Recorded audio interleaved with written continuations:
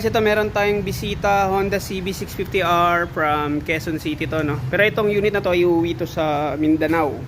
So ito yung mga pinakabit nila. Isa-isay natin, no?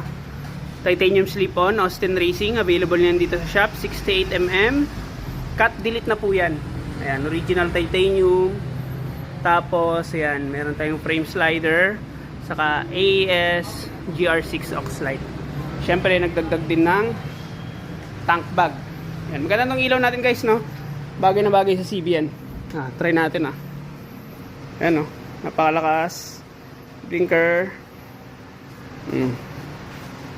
May dimmer na rin yan. Okay. So, syempre, sound check natin yung Austin Racing natin. Sound check tayo.